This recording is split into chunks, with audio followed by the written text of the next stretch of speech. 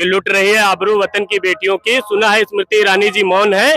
अगर महिलाओं का सम्मान करती है बीजेपी तो बताओ ये प्रज्वल रवन्ना कौन है। 3 चरणों के मतदान के बाद ही 10 ताने लगे हैं और 56 इंच की छाती वाले अब घबराने लगे हैं और कुछ इस कदर भगदड़ मची है चोरों के गिरोह में। आलम यह है कि एक दूसरे पर आरोप लगाने लगे। देखकर चुनाव के नतीजों को उनके चेहरे पर मायूसी छा रही है। जो अपनी बीवी को भूल चुके हैं चुनाव में मंगलसूत्र की याद आ रही है। कि सब मिलकर के आगे आओ और आवाज लगाओ जोरों से, हिंदू मुस्लिम की नींद से जागो, देश बचाओ चोरों से।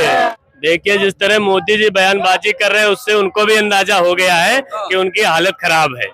3 चरणों के मतदान के बाद ही 10 ताने लगे हैं और 56 इंच की छाती वाले अब घबराने लगे हैं और कुछ इस कदर भगदड़ मची है चोरों के गिरोह में। आलम यह है कि एक दूसरे पर आरोप लगाने लगे हैं। आप बताइए।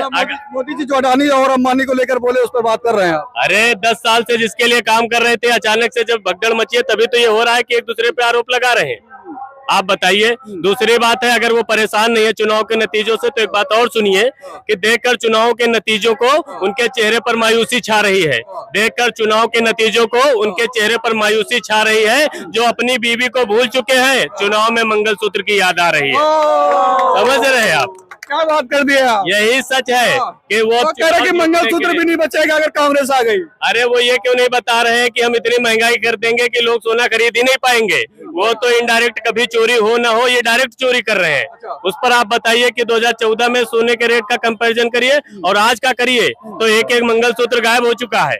अगर 30 का आता है 60 का मिल रहा हो तो एक तो यूं ही चला गया। तो हालत ये होगी मंगलसूत्र खरीद नहीं पा रहे लोग। बिल्कुल ये हालत हो गई। अरे आप 74-73 हजार में हो गया तो दिक्कत हो गई लोगों को, गरीब लोगों को। अरे ऐसे तो मिलेगा नहीं ना मंगलसूत्र। ये बताइए वो तो कह रहे थे कि अच्छे दिन आ रहे हैं, आप कह रहे हो कि ये हालत होगी कि मंगलसूत्र खरीदने वाला नहीं बचाया। अच्छे दिन सिर्फ अडानी अंबानी के आए हैं और आपने कहा कि विकसित भारत बनाएंगे।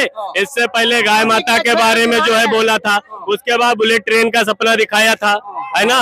और इनकी जो दोगला रणनीति है उसके लिए भी मैं कुछ कहना चाहूंगा कि ये कहते हैं कि गाय हमारी माता है मगर चंदा भी कंपनियों से भी आता है और पाकिस्तान से हमारी दुश्मनी है मगर पाकिस्तानी कंपनी से भी ले ली चंदे की मनी है। इतना इनका दोगलापन है।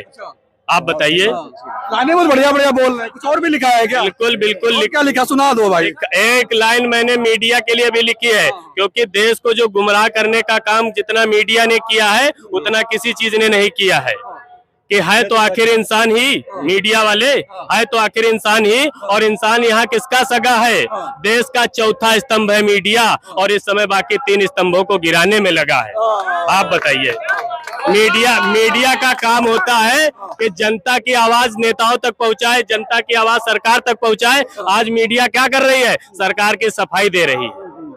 मीडिया को जब प्रधानमंत्री का मौका मिलता है, एक और सुन लीजिए गोदी मीडिया की उस पर कि मीडिया अगर अपनी औकात पर उतर आए, अगर मीडिया अपनी औकात पर उतर आए तो देश चुटकियों में मोदी जी को हरा देगा। और ये जो 56 इंच की छाती की हवा बनाई है प्रेस कॉन्फ्रेंस में 10 इंच का माइक डरा देगा। आप बताइए जिसके 56 इंच की छाती है वो एक 10 इंच के माइक से क्या डरता है?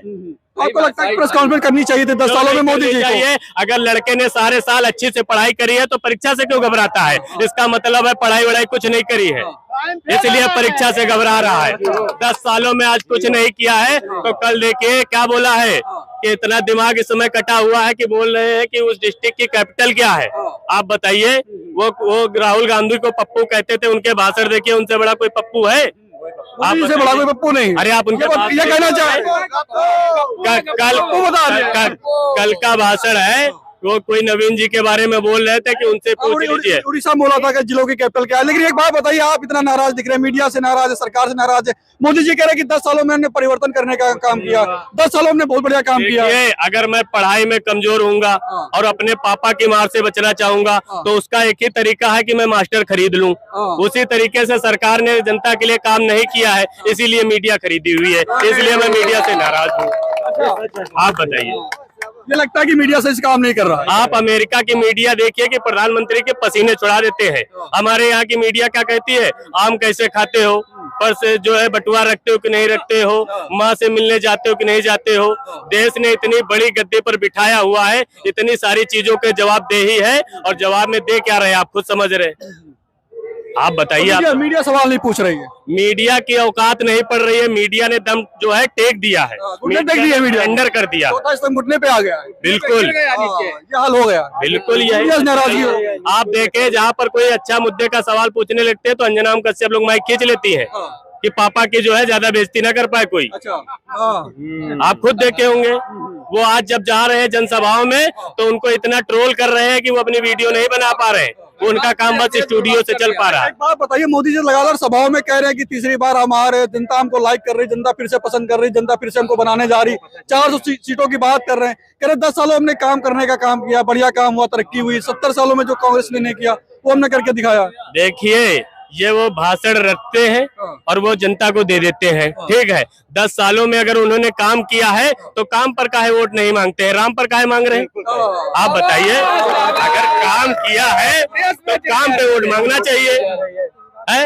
ये इनको तो ऊपर से राम भगवान भी देखकर परेशान है कि हमने जो है सत्ता की कोई वैल्यू नहीं करी और ये हमारे नाम पर सरकार बना रहे हैं। इनके लिए एक लाइन और मैं बोलना चाहूंगा, जो बीजेपी के लोग समझते हैं कि भाजपा राम की भक्ति करती है, उनसे मैं पूछना चाहता हूं कि जहां से भी हो, जैसे भी हो, ये बस विधायक तोड़ के ला रहे हैं और कहाँ गई भगवान राम की मर्यादा? अब क्या बाली क्या सुग्रीव सबसे हाथ मिला रहे हैं?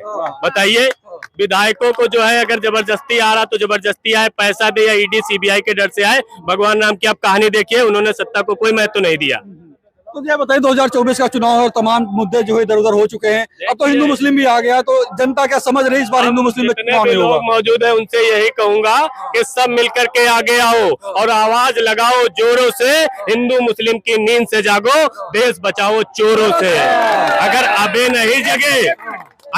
नहीं जगे तो ये जब जगेंगे तो तब तक सब कुछ लूट चुका होगा, और लूट आज भी चुका है। आप यहाँ इलाका महंगा छोड़ दीजिए, ग्रामीण इलाकों में जाके कवर करिए। आदमी की औकात नहीं है कि 1 साल की कमाई में एक स्प्लेंडर ले सके, ठीक है। और जो 5 किलो राशन का ढिंढोरा पीटते रहते हैं ना, आप गाँव में चले जाइए, नट फकीरों को बरसों से फ्री राशन दिया जा रहा है। अगर फ्री राशन से तरक्की होती तो उनके लड़के डीएम बन जाते।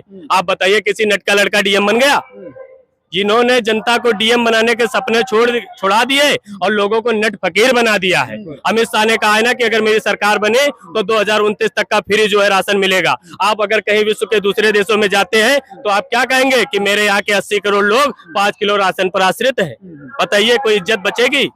ये तो बदनामी की जो चीज है जिसे बहुत आगे रखकर दिखाया जा रहा है। एक बड़ी बात आप करें कि इस बार राम के नाम पर, हिंदू मुस्लिम के नाम पर, धर्म के नाम पर लोग वोट नहीं करेंगे। आप राम जी की कहानी देखिए कि राम जी का राज्य अभिषेक होने जा रहा था, पिताजी के कहने पर वो वनवास चले गए। अगर इनके पिताजी कह दे कि प्रधानमंत्री की गद्दी छोड़ दो तो ये पिताजी को उठाकर जेल में डाल देंगे। राम की बात करने से कुछ थोड़ी ना होता है। सही बात है। समझ रहे हैं? राम जी ने जो है सबरी के जूठे बेर खाए थे। इन्होंने जो है जब उसका राम मंदिर का उद्घाटन हुआ था, फिर उनको द्रौपदी मुर्मू जी को क्यों नहीं बुलाया था? वो भी दलित थे, बताइए।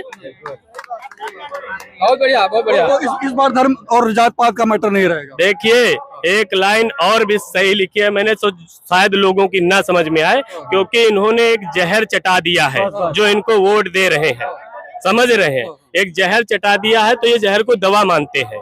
समझ, उसके लिए मैंने लिखा है, ये उन लोगों के लिए जो बीजेपी को वोट करते हैं कि उनकी जान आप कैसे बचाओगे जो खुदकुशी की ठान बैठे हैं। उनकी जान आप कैसे बचाओगे जो खुदकुशी की ठान बैठे हैं। आपकी दवाई उन्हें जहर लगती है, वो जहर को ही दवा मान बैठे हैं। आज भी जो लोग हिंदू मुस्लिम के नाम पर वोट कर रहे हैं, वो जो कह रहे हैं कि हम देश से मोहब्बत कर रहे हैं, वो देश से मोहब्बत नहीं कर रहे, देश का बेड़ा गर्क कर रहे हैं। एक चीज और मैं कहना चाहता हूँ, 75 साल के होने को आए मोदी जी और कह रहे हैं हमको एक और मौका दीजिए, और देश को, युवाओं को नौकरी 4 साल की दे रहे हैं। आप बताइए, अगर एक 18 साल का लड़का अग्निवीर बन के जाता है और 22 साल में रिटायर होता है तो लोग क्या बोलेंगे कि ये रिटायर है? बताइए। इसी तरीके से उन्होंने पूरे देश को रिटायर कर दिया है। 22 साल का बंदा रिटायर है और 75 साल वाला जो है एक ड्यूटी और देने को तैयार है। स्मृति ईरानी जी का अगर कहीं आपको इंटरव्यू लेने का मौका मिले तो मेरा एक सवाल है जो जाकर आप उनसे जरूर पूछिएगा कि लुट रही है आबरू वतन की बेटियों की, और सुना है कि स्मृति ईरानी जी मौन है कि लुट रही है आबरू वतन की बेटियों की, सुना है स्मृति ईरानी जी मौन है। अगर महिलाओं का सम्मान करती है बीजेपी तो बताओ ये प्रज्वल लवन्ना कौन है? जाकर उनसे पूछिएगा ये प्रज्वल लवन्ना कौन है, और अगर मिल जाए तो पता है भाई उनको कौन है, उनको पता है। करने मोदी जी गए थे उसके लिए। अगर उनको पता है तो होगा ना, इसका मतलब है कि वो जो महिलाओं के सम्मान की बात कर रहे हैं वो बिल्कुल झूठ है।